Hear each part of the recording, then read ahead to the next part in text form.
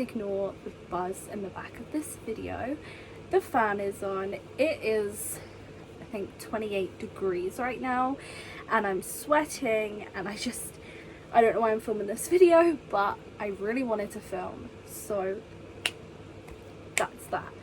But today I'm going to be doing my books I want to read before I turn 23, because I turned 22 on Sunday. It was amazing. I had a really good time, and I'm just ready to do this video and hold myself accountable of all the books that I currently have on my shelves that I need to get read between now and next year when I turn 23, if that makes sense.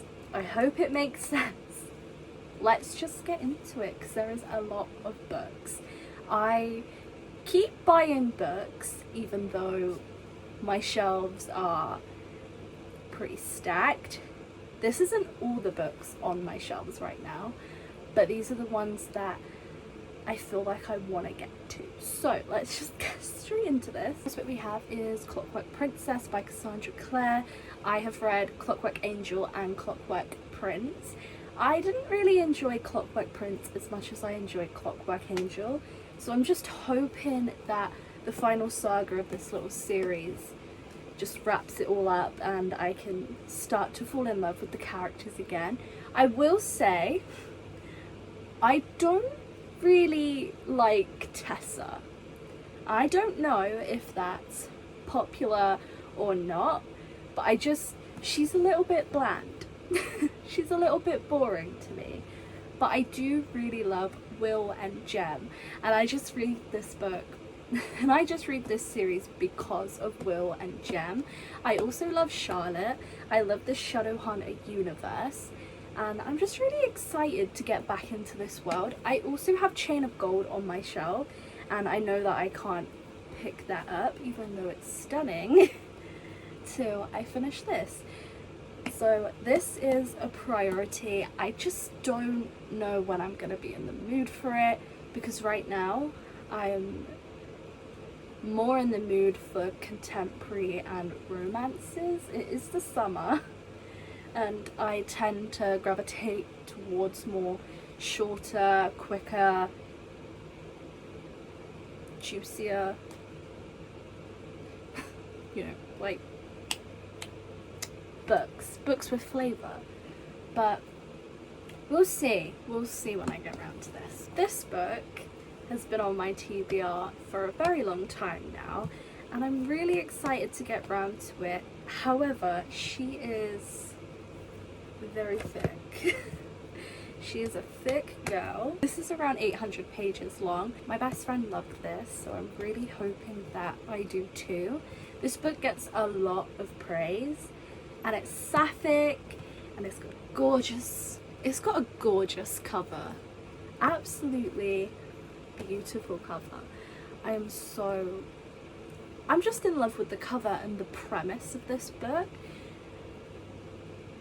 I'm so hot right now, I don't even know what to say. This video is going to be really rambly, so if that's not for you, maybe don't continue to watch this, because I'm just gonna complain about the weather and how sweaty I am, because I am British and it's what we do, and I don't have the brain cells to hype this book up for you and make you want to read it, but I want to read it, so we'll just see how we go. Then we have Daughter of Smoke and Bone by Laini Taylor. I don't really hear many good reviews about this series. However, it is something that I'm interested in. I'm interested in the concept of elsewhere, there being other worlds, but also being able to dip back into this world, and this book has that premise within it. I'm gonna read the back. I'm gonna read the back so I don't ramble. Okay. Errand requiring immediate attention. Come. The note was on vellum, pierced by the talons of the almost crow that delivered it. Is it Carew? Carew read the message. He never says please, she sighed, but she gathered up her things. When Brimstone called, she always came. In general, Carew has managed to keep her two lives in balance. On one hand, she's a 17-year-old art student in Prague, and on the other, errand girl to a monstrous creature who is the closest thing she has to family. Raised half in our world, half in elsewhere, she has never understood Brimstone's dark work, buying teeth from hunters and murderers, nor how she came into his keeping. She is a secret even to herself, plagued by the sensation that she isn't whole. Now the doors to elsewhere are closing, and Carew must choose between the safety of her human life and the dangers of a war-ravaged world that may hold the answers she's always sought. This sounds absolutely amazing. I've read a couple of chapters of this, but then I put it down because I think another book came from Amazon and I was really excited to read it, so I just DNF'd it for a short period. But I'm very excited to get back to it because the writing is so lyrical. I love the way Lady Taylor writes. I done the same thing with Strange the Dreamer, again put it back down, but I have every intention to get back to it. I think, yes, both of them are in this video. I would love to read both of these books before I turn 23. I would say specifically Strange the Dreamer because, again, the premise is really interesting. I feel like Laini Taylor's one of those authors that I would love if I just read her books. That's how it works. Next up we have The Song of Achilles by Madeline Miller. I picked this up because I heard so many people raving about it. Apparently it has gay content within it, and it's also a retelling of mythology. I'll be honest, I've never really dabbled in the mythology topic, meaning I don't really have much knowledge past Aphrodite, the goddess of love. So when it comes to other things, I wouldn't know. So I'm hoping that I can go into this and I don't really have to have a big understanding of mythology, but I am interested in learning about that. So this is a top priority and I'm hoping I'm going to read it this year. Should we see if it ends up on one of my TBR games in the next upcoming months? Who knows, it might. Another book that I put down because I got bored or distracted is The Year of the Witching by Alexis Henderson. I picked this up because of Meg from Meg with Books. I tend to pick up a lot of books because of Meg, which you may notice if you watch any of my previous videos. I always talk about her. She's one of my favourite people on this platform. And she loved this book, but when I first started reading it, I found it quite boring, but I don't want to DNF it completely just yet. I want to give it another chance to see if it gets darker. I need it to be darker. I need a little bit of darkness. I love witchy books that have a sprinkle of darkness and a bit of terror, and you know, we can't really trust the main character, which I'm hoping that I get from this book. So not all hope is lost. Hope breeds eternal misery, but I am going to get back to this. Sticking with the theme of books that I've picked up and put back down, we have The Secret Life of Addie Larue.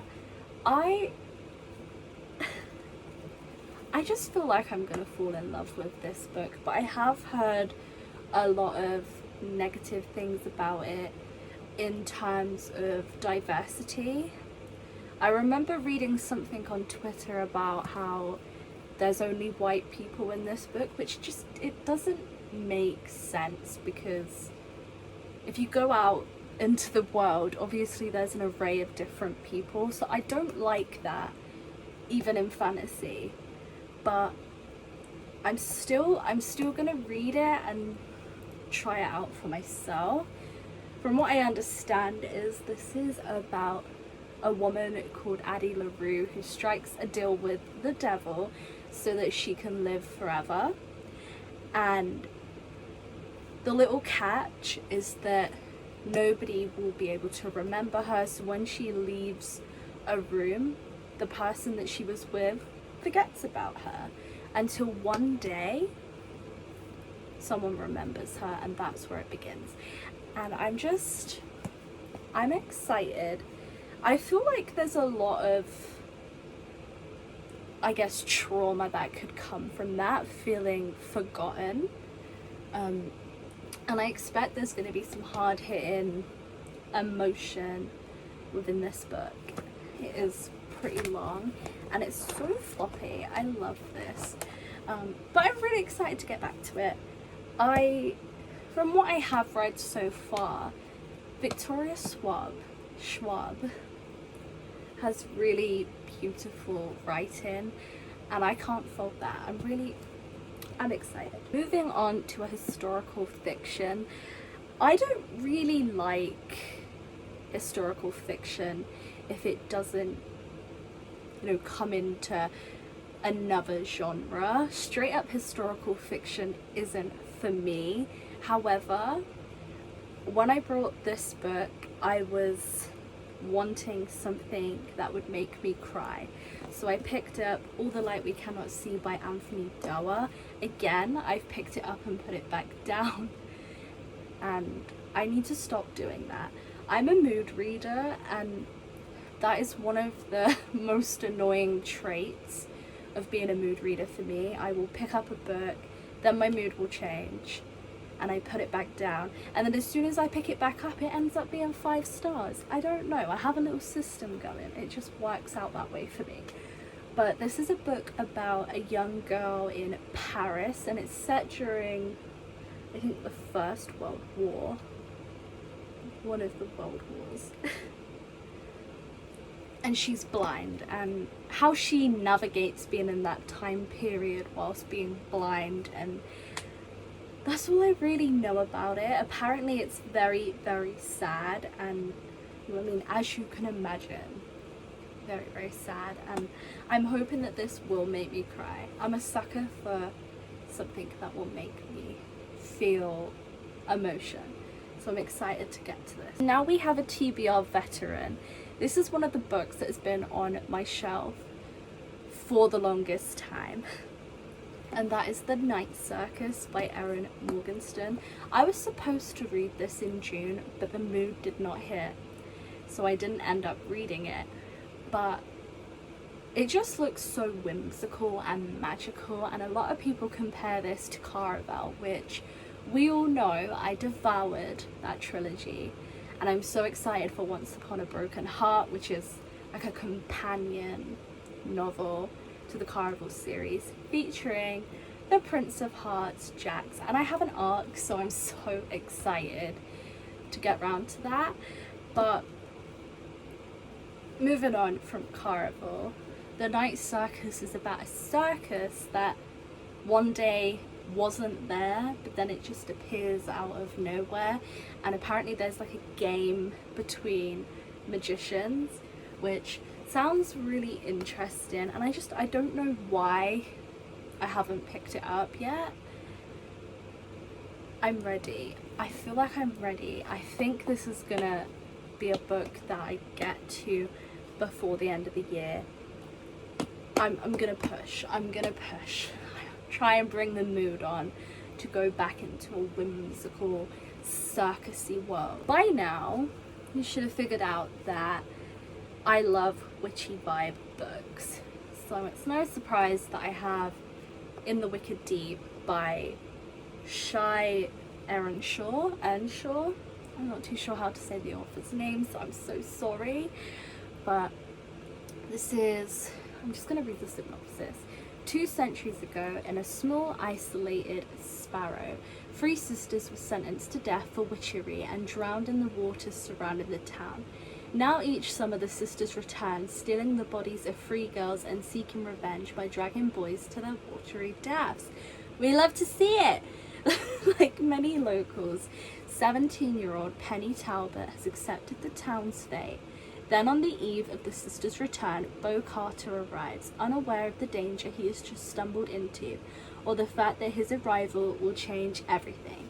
Mistrust lies spread quickly through the salty, rain-soaked streets. Penny and what? Why?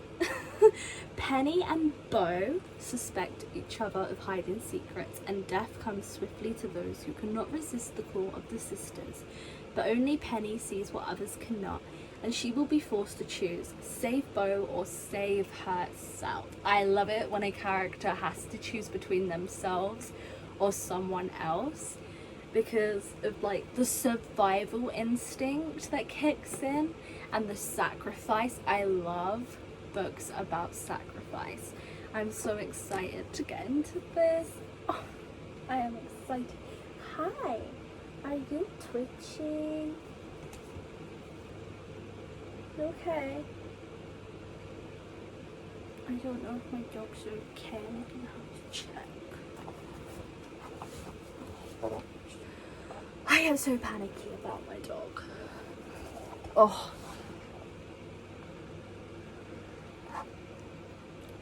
Guys.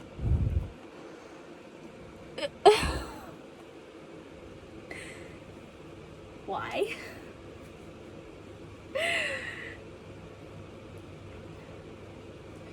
It is so hot in here.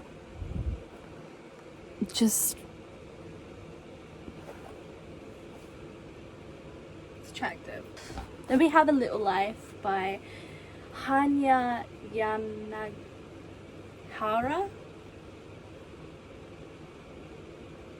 Someone please teach me how to speak. I have no idea how to say authors' names, but this book I'm absolutely dreading. I'm a sucker for books that have trigger warnings, just because I do emotional healing that deals with triggers, and I've made triggers my friend instead of something that disempowers me. So that is the whole reason I picked this up. I don't really know much about it other than the fact that a lot of people have cried, and there is a lot of trauma and emotional hard-hitting stuff that happens, and I can't say that I'm excited to delve into that knowing the contents, but I feel like this is gonna be an important book for me, and I get the sense that it's gonna be a 5-star, so hopefully I will get to A Little Lie. Another book that Megan loves is The Secret History by Donna Tart. This is another dark academia, and it's set at Cambridge, I think. Not Cambridge, I'm thinking of The Maidens. This is set at a college, and it's a dark academia kind of mystery. I'm just going to read the back. Under the influence of their charismatic classics professor, a group of clever, eccentric misfits at an elite New England college discover a way of thinking and living that is a world away from the humdrum existence of their contemporaries. But when they go beyond the boundaries of normal morality, their lives are changed profoundly and forever. That is that. I feel pulled in by the synopses, and I'm just so excited. This whole list, I've just been like, I'm so excited, and the books are just falling now, so let them fall. Just gonna let them fall. I got the Library of the Unwritten for Christmas last year. My mum brought me it. It was on my Amazon list for a while. I kept adding this to my basket and then deleting it, so already I had feelings of unsureness, but it just seems so amazing. This is about a library in hell where the librarian has to stop characters escaping from the pages of their books, but one day one of them does, and she fails at preventing that, so she is on a wild goose chase back to Earth because this character has gone to wreak havoc and kill the author for whatever reason of them feeling trapped in that book. And it just sounds so good. I'm really excited to get to this. Again, a floppy paperback. We love to see it. Acotar. When am I going to get to Acotar? Everybody talks about this series and I'm really unsure about it. I picked it up because I was curious, but I still haven't found myself reaching for it. I keep saying I'm going to read it, but I never do.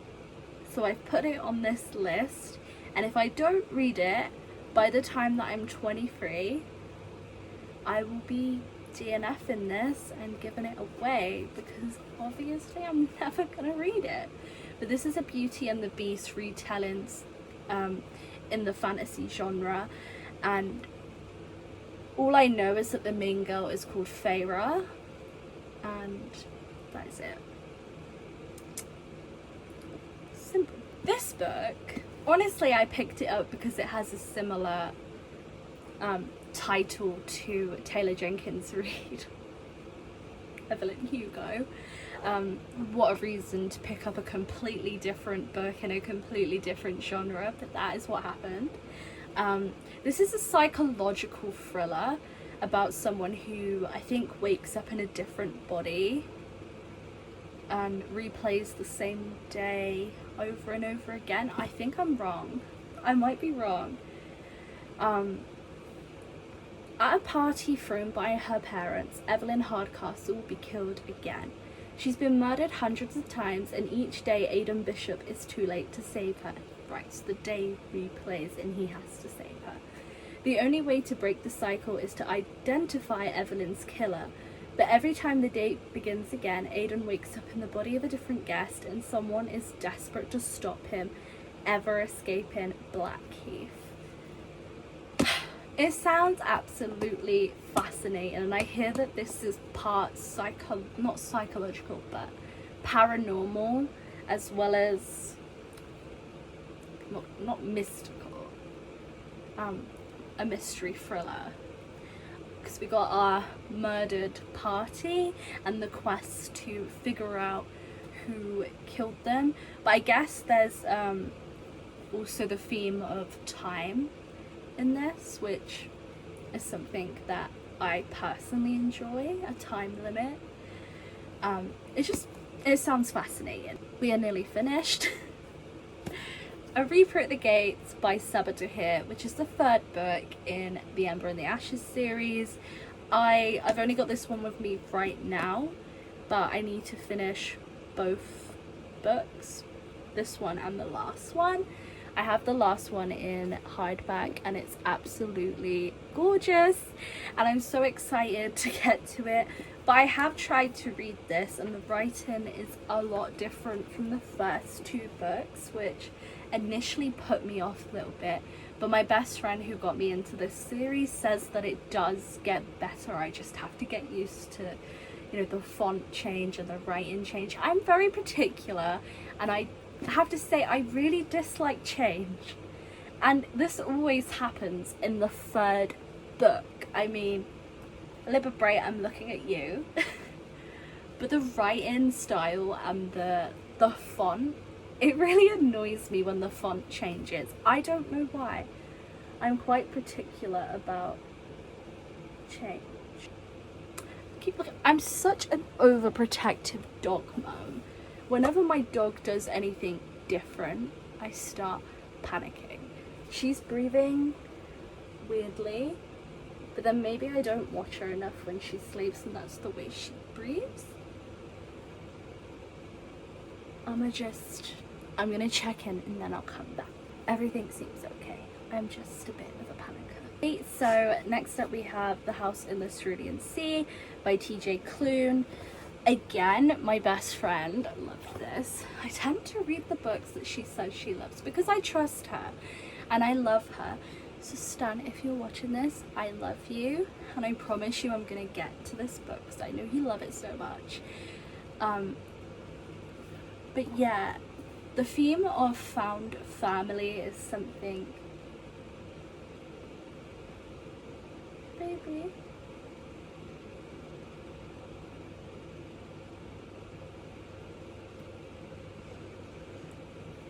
The theme of found family is something that I'm personally really interested in, so I'm really excited to get to this. I'm trying to rush through the rest of this video because I'm panicking about my dog and it's hot.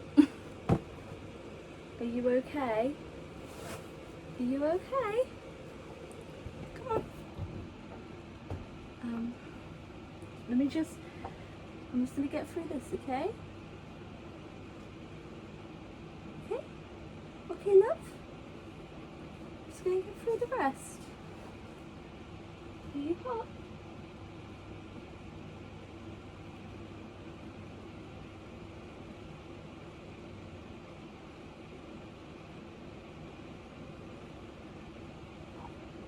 I'm gonna have to stop filming for a bit. I'm back. Is anybody else an overprotective dog mum? Because I get so much anxiety about my dog. Not to get deep into it, but it gives me so much anxiety because I love her so much, and I almost lost her in April, which I have talked about briefly on my channel, and I don't really want to go into it too much because it does make me really sad.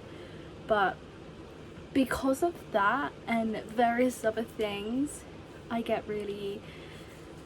it just hurts my heart. It hurts my heart so much, and I love her. I love her. She's right next to me. She sleeps in my room. She is my companion. She is my best friend, and I can't think of anything worse than her being in pain. So bear with me while I try to film the rest of this video. We only have a few books left, and then I can go be with her and make sure that she's okay. She's looking at me right now. I think it's because of the heat that we're experiencing. I haven't walked her, I haven't, you know, made her go out in this heat just because I care about her so much. I've had her underneath the gazebo in the back garden, and she has her own swimming pool because I'm a dog mum and she's spoiled by me. And well, it's not really spoiled by me for me to love her unconditionally and you know, give her everything she needs. But yeah, bear with me. Bear with me. So the next book is actually my most anticipated book of the entire year, not counting, you know, The Kingdom of the Cursed and Once Upon a Broken Heart. But we all know I love Taylor Jenkins Reid, so I have Malibu Rising. I've already taken pictures with this book just because she's stunning. She is one of the most stunning books of the entire year. She deserves awards just for how breathtaking and aesthetically pleasing she is. This is all about a famous rich family who host an annual Malibu party. I love how she looked at me when I was like, famous rich family, Jess, do you want to be a millionaire? I love her. She keeps looking at me right now. So it's about a family who hosts these elaborate, huge parties, and we're following them across one of those parties where I suppose everything goes wrong. There's a fire, I think. But I love Taylor Jenkins Reid, and I've only picked it up because it's by Taylor Jenkins Reid. I'm excited to get to this. When you can see that she is emotionally struggling to film this video because she just wants to go panic over her dog. the second book in the Girls of Paper and Fire trilogy. I want to get this read before the third one comes out. I absolutely loved the first one. Obviously I can't really talk too much about it because there's nothing I can really say that's non-spoiler. Obviously you have to have read Girls of Paper and Fire to engage in a conversation about Girls of Storm and Shadow. But again, the cover is absolutely gorgeous. It is a really floppy paperback. Like, look how floppy that is. We love it. So it's a continuation from the Girls of Paper and Fire, book 1. I just absolutely love the world building in the first book, and I'm excited to see how everything adapts in this second book. And my baby Ren is in this, and I'm gonna fall more in love with her. I'm so excited. We have 3 books left, and the first of that is Escaping from Houdini by Kerri Maniscalco. I talk about Kerri Maniscalco on this channel. I should just be like a fan page for her at this point, because I talk about her all the time. But this is the 3rd book in the Stalking Jack the Ripper series. Again, I didn't enjoy the sequel, which was about what was it about? Dracula. I didn't really enjoy that one, but I loved Stalking Jack the Ripper. And this one is about Houdini. I can't really say too much. Again, it's a series, and we're in this series, and you had to have read the first books. So I'm just here to say that I'm here for Kerri Maniscalco, and I'm gonna read this. Okay, so this next book has been on my TBR for a really long time, and I feel personally drawn to this. Again, it's another Greek mythology book, and again, I don't really know too much about that. But we have Circe by Madeline Miller. This is the second Madeline Miller book in this in this haul. This isn't a haul, in this video, following Circe, who dabbles in witchcraft, and she's estranged from her family, and we're following her personal journey away from the life that she knew, and she's discovering herself more, and I think that's frowned down upon with her family. So I'm really excited to get to this. I've heard glowing reviews, and this is a glowing cover. I love the way it looks when the light hits it. It's very iridescent. Is that the right word? Illuminating. An illuminating iridescent glow when it hits the light. We love to see it. I'm all over the place. I feel like I'm about to cry. And I don't really have a problem with that being known or doing that on camera, because I think it's important to be vulnerable, and also that's a very desirable trait. So I'm gonna hold up this cover and cry if I need to. Maybe I won't cry. I just feel heavy. I feel like I will. And finally, we have come to our last book, and that is The Bone Season by Samantha Shannon. Again, my best friend absolutely devoured this series, and she thinks that I will love it. She described it to me as like an adult version of The Diviners, but not really. It's just got that kind of vibe. Clairvoyance in all its forms has been decreed a criminal offence, and those who praise it viciously those who practice it are viciously punished, forced underground. A clairvoyant underworld has developed, combating persecution and evading capture. Paige Mahoney, a powerful dream walker operating in the Seven Dials district of London, leads a double life. She is a Hannah Montana. She's got the best of both worlds. Using her unnaturalness illegally while hiding her gift from her father, who works for the Scion regime. This is apparently a dark fantasy that dabbles in the clairvoyancy, which we all know I'm into the spirituality thing.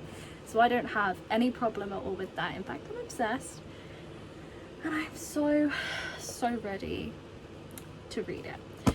So those are the books that I want to read before I turn 23. Share with me the books that you want to read within the next year. I'm really interested to know. And that is the end of this video. I will see you next week, where I'm going to be Sunday.